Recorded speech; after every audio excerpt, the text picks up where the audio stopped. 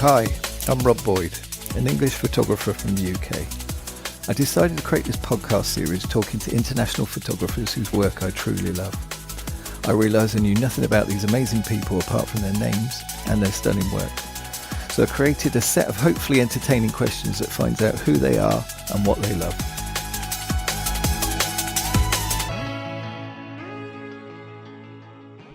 Hi Aaron, nice to see you finally. Nice to see you actually here. Took a while, but sorry about that. Yeah, no, not at all. No, it's one of those things that, you know, everyone's busy. It's just nice to finally have you here. So if you can start with your name and your Instagram name, that'd be brilliant. Yeah, it's Aaron O'Hara, and the Instagram name is AA Snaps. So Excellent. Yeah, brilliant stuff. And have you got a website? no, I don't actually. It's something I probably should have done, and I'm constantly reminded of from watching videos on YouTube by the Squarespace sponsorship. But no, never got around to it, unfortunately. But hopefully, some stage. Yeah, it happened when it feels right, I'm sure. Yeah, perfect. Brilliant stuff. And where do you live? Dublin in Ireland, just outside the city centre. So, yeah, lovely place. I love it. And where are you from? Are you from Dublin originally? Yeah. Unfortunately, never left, or fortunately, depending on your take on the situation. But yeah, I've been here my whole life anyway. Yeah. No, I love Dublin. I mean, like I say, I only came over for a weekend, but it was an amazing place. So yeah. It's definitely a fun place to visit anyway. 100%. And that was my next question actually. What is there for tourists? Lots of kind of specific things, I guess. So you have like obviously your Guinness factory. There's the Jameson factories here if you like your whiskey. The National Museum is actually better than even I expected it to be honest. You have a few things in there that I wasn't even aware of when I went. Just kind of all your normal museums then as well. And obviously then lots of kind of good pubs, I think, around the city centre. You can find kind of the proper traditional ones. They're very not far from Dublin then. There's lots of other things. You could go out to Howth, Wicklow's right beside us. Yeah. There's a fair few things to keep you occupied anyway. And I was amazed at the amazing beaches you've got as well. Yeah, well, that's it. We're fairly close to quite a lot of beaches. So the city centre is not too far from a lot of places. You can kind of get to a lot of them by train from the city centre. And yeah, there's a fair few nice beaches that are pretty easily accessible, really. Yeah, excellent. And so where's your favourite destination in the world? Obviously, you've been around a bit. So what's your favourite? It's Japan, actually. I think we were just talking about it, but yeah, definitely. I've been there 3 times now for a total of about 6 weeks. I just find it fascinating, very different to everywhere. And I kind of grew up playing a lot of video games, watching. I was obsessed with cars, motorbikes when I was younger, and loved all the kind of Japanese modified cars back in the day when they used to be going around. Just always wanted to go there, and I was actually really happy when I did go that it was literally exactly what you're expecting. I think it's one of those places that it just delivers exactly what you think. So it's definitely. I'd keep going if I could. Keep saving your pennies so you can get to the 4th trip, you know. Brilliant. So where would you most like to visit in the world? It's a tough one. I think Costa Rica. Just for something different. A lot of the holidays I do, especially recently, I think, was a lot of kind of walking, a lot of cities. Whereas I think Costa Rica, you have that kind of nature element to it. Lots of rainforests. You can kind of spend a lot of time relaxing, and then you can do things like zip lining, walk through the canopy, the treetops, and all that kind of stuff. And then you have all the animals and wildlife, and yeah, so there's kind of nice pictures to be taken, not necessarily street photography, but then also kind of different, relaxed nature kind of thing as well. So hopefully get there. Yeah, excellent. And mix a bit of zip wire, a bit of adrenaline. Why not? You know, mix it up a bit. Exactly. Yeah. You can't be just sitting there all the time. No, you got to have something pumping through you, you know. So if you could time travel, where and when would you visit? I know it's a random question. I don't know. Look, it's probably a terrible reality, but I think sometime that looks cool to me anyway was kind of 70s America. Now, the reality is probably not what you see in all the films and music videos and all the songs and stuff from back then, but it just looks very cool. I think just kind of the whole vibe of the thing, the way people are dressed, all the kind of music and all that kind of stuff. But I don't know. As I said, from the outside, that looks cool. Now, maybe the lived reality wasn't as cool as I think, but I think it'd be interesting to see anyway. Yeah, no, 100%. And I think the thing is also, even if it looked cool on film and it wasn't, at least you can portray it that way. It aesthetically looks cool. Like, even think it just everything. I think all the films from then, even just the way they're shot, the color grading, everything looks just really nice. So obviously, when you're just standing there, it doesn't look like that, but you could make it that way anyway. Absolutely. Yeah, brilliant stuff. So if you could shoot anyone in history, who would you shoot if you could photograph anyone from history? Going on with the 70s thing as well, but Bruce Lee, because when I was younger, I was absolutely obsessed with Bruce Lee. So I spent years watching those films and running around the place throwing kicks at people, and had lots of posters and stuff on the wall. I just think it was a very interesting look, and it'd be nice to try and recreate some of the things that I had on the posters and stuff. Plus, as I said, spending so much of my childhood being into martial arts and that, I think just meeting them would be cool anyway. So. Oh, good choice. And did you have your own nunchucks back in the day? I did.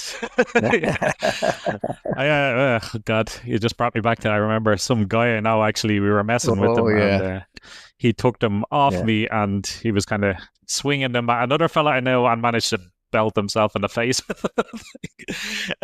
But it didn't quite go the way he expected. No, I mean that's part of the learning curve of it. You just, once you've done it once, you think, maybe I'll go a bit steadier. It's probably best not to go with the full-on hard wood ones when you haven't used them before. It's stick to the foam kind of for the first few. Yeah, that's a good shout, I think. So, tell me a fun fact or a story about yourself. Random fact, I have 4 motorbikes. That's probably unusual enough. So slightly obsessed with those as well. And it was, as I said, growing up, it was kind of cars, motorbikes. And when I had the choice, the bikes I found, they're a lot more fun. So if you want kind of adrenaline messing, it's very hard to kind of replicate the bike thing. So I've been, since I was about 18 now, I've had motorbikes. So I've gone through quite a few. I've 4 sitting there at the moment. I'm trying to sell 1 because 4 is ridiculous. So 3 I can justify, 4 now. Yeah, I was going to say, how do you decide which one to get on? I think eeny, meeny, miny, moe. They're actually quite different. So you kind of have a sporty one that's very uncomfortable, that goes really fast, and then different ones that are kind of a bit more comfortable. You can kind of go out for a full day and kind of explore bumpy back roads or up the mountains and stuff like that. So they actually are quite different. Excellent. No, that's brilliant facts. I love that. That's excellent. So, big question time. What's your favourite word? You'll want to have heard this probably, but it's a very north side Dublin word, geebag. Geebag, that's a good one. Yeah. I doubt you've heard that word before. It's kind of, it's, I guess, an asshole, basically. It's another word for that, but it's something you would only hear on the north side of Dublin, basically. And even then, just pockets kind of the north side of Dublin. But we used to always use it when we were younger. Like, we used to call everybody geebag. So you don't hear it too much anymore. I'll pull that one out at some point. That'd be great. But it's a very funny word as well. I think it confuses people. I don't know. I always like that word. It's just it just suits what you're trying to say, I think. Yeah, no, I love it. It's great. So teach me a new word or a saying that I might not know. It's obviously an international podcast, so we learn things like geebag. I suppose I'll go with a one for the tourists and say Pogue Mahone for all the tourists visiting Dublin, which is Irish for kiss my ass. It's a fairly simple but friendly enough one for anyone coming here. Oh, nice. I like that. Brilliant. So when did photography click for you? Excuse the pun, but what moment did you realise you could take a good photo? Not entirely sure. I'm still not sure it has, but it's... I think maybe when I started traveling, I started just taking random holiday pics. Didn't have a clue what I was doing. Terrible cameras, but a few times I seemed to get really good shots. So then I guess what happened during lockdown, and this probably happened for quite a few people when we were all stuck in, I started watching YouTube videos of people walking around cities taking pictures, and I was like, this looks really cool. So at that point, I decided to get a decent camera and started just walking around Dublin really and taking pictures. And then that just kind of went on from there, and I kind of figured out what I like taking pictures of. Because initially, I think with street photography, it's hard to know because there's so many different ways of doing it.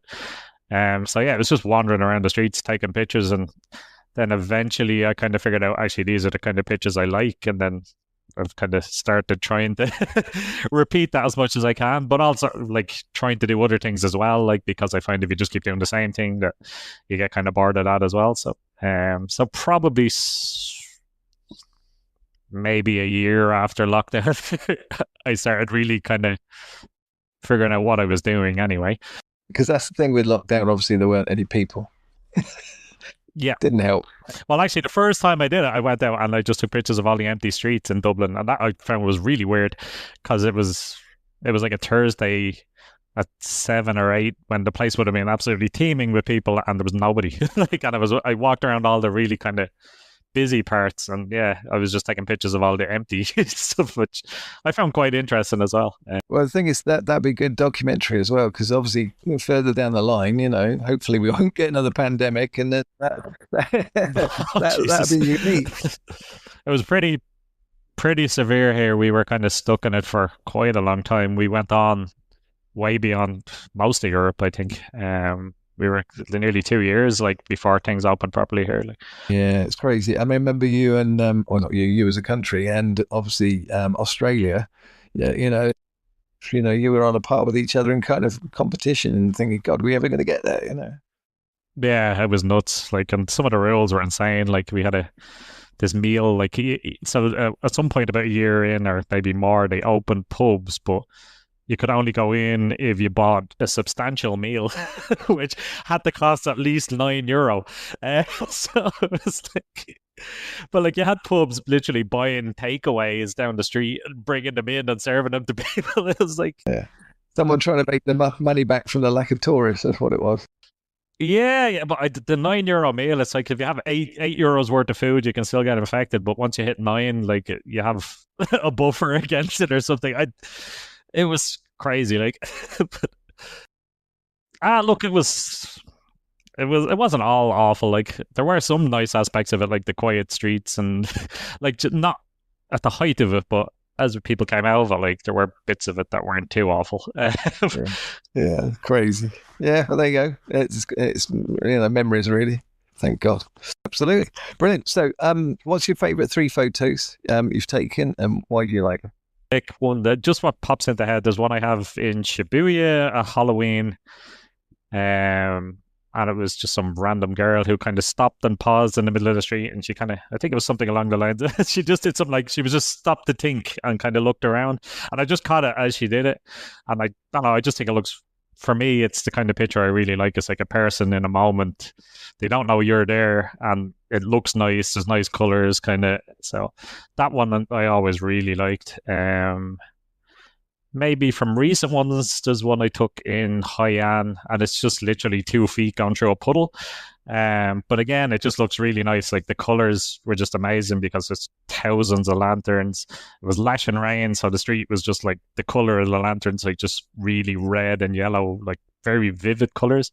And I just caught a person walking through the puddle, and it's nothing special, but I just think it looks nice. And again, it's kind of a nice memory of being there. There's one I have of a woman sitting on a bench in Florence eating an ice cream with a pigeon walking past her. And I just really like that. She's kind of sitting there eating the ice cream, but she's literally lost. You can see she's kind of away, thinking about something else completely.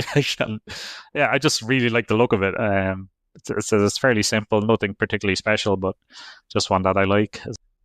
And that's the thing, it's like a story, it's a feeling, it's a story, it's a memory, it's all those things that add up, and it just resonates. That's what's great about photography. Yeah, exactly. Yeah, and they're the kind of ones I go for outside of the kind of weird abstract ones. Is if I'm going to take a picture of a person, I do try to catch just a small moment, kind of, if I can. Obviously, it doesn't work all the time at all. 1 in 500 times or whatever it actually is when you go back and look at the pictures. But anyway. Yeah, absolutely. Brilliant stuff. So, what advice would you give to a new photographer? I think the main thing is just get out as much as you can.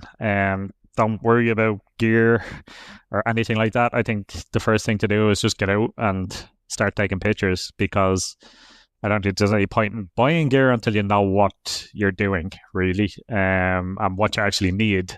So figure out kind of what style of photography you like, what kind of pictures you like taking, and then maybe think about, do I need a camera that I can do this better with? As I said, I don't think there's any point in going out and buying mad cameras when you're starting out, and then something with 120 FPS, like, and you're taking it's like still shots or whatever, you know. So I think it's important to kind of match it to what you're doing as well when you are buying a camera. But you don't need to go crazy either. Like, it's, as I said, you can buy luxury things, but you don't need them really. It's like you can make amazing pictures with utterly crap cameras. So I wouldn't be concerned about that. Totally agree. And also, when you first start out and you have a really basic camera, some of those shots are great. You know, they work perfectly.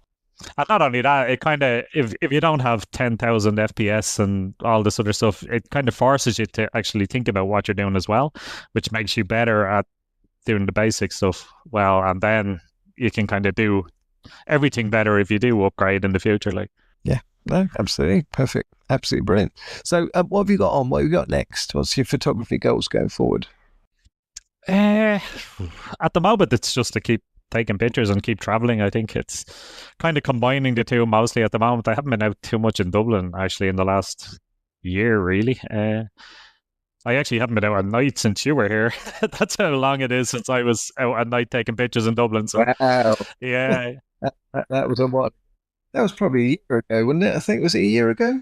Yeah, it would be. Yeah, yeah. So that was the last time I was actually out at night in Dublin taking pictures. So, yeah, and I've only been out probably once or twice in the day as well. So I just haven't been doing it as much. Now I have luckily been on a few holidays, which kind of makes up for that gap. But yeah, I'd like to start getting out around here more, and then obviously figure out where I'm going next and try and get some good pictures there too. I don't know where in terms of street photography I'd like to go next. Might make a quick trip over to London. That's always a good option. Yeah, yeah. You're always welcome. When you come over, I'll take you around this time instead of you taking me around. Yeah, no, that'd be good. It's always nice as well. I think it is a great thing as well, talking about somebody starting out. But I think if you have somebody that you know doing it with you as well, that really helps too. I found that, like, a guy I know, he used to come out quite a bit, and we used to take pictures together. And it's just yeah, it's really fun. It makes it easier as well when you're starting, because I think it can be particularly awkward if you're not used to it. Like, it's a hard thing to do. I mean, sometimes I just, it doesn't click with me either. I go out some days and I'm like, I can't do this. I don't know what I'm doing. Like, so it definitely makes it easier as a kind of newer photographer, like, to actually have somebody with you, Yeah, and you can kind of. you always see something different. You know, there could be 10 of you and you're all taking different Yeah. photos. You all got different views. You all show each other something But it different. also kind of takes, I think, you can kind of feel like people are staring at you, or like, whereas if somebody's with you, you get less of that, you know. And I think it does make it easier because you just look like two idiots who might be tourists or something taking pictures, where it's definitely easier than if you're on your own, like, and somebody sees you, I think. Especially when you're starting out, because, you know, that's your biggest fear is, oh my God, how can I? It's a confrontation possibility, which can happen, unfortunately, but thankfully I haven't had too many. No, so. I mean, you're a friendly fella. I mean, you know, you've got that kind of face where they won't come and slap you straight off. That's great.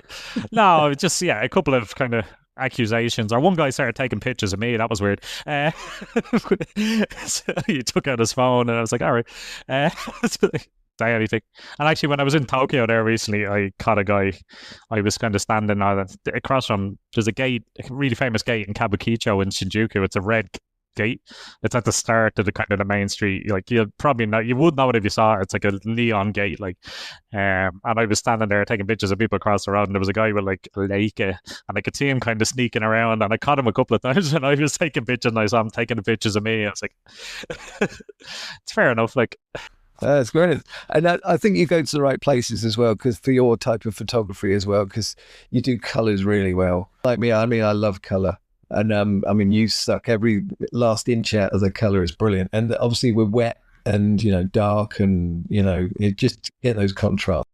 The only thing I didn't get in Tokyo in the 3 times I've been there was rain. I wish it would just rain once because it really is like there's so much neon. Like it's the whole place is just neon. Like it, I've seen pictures when it's wet. It's insane looking.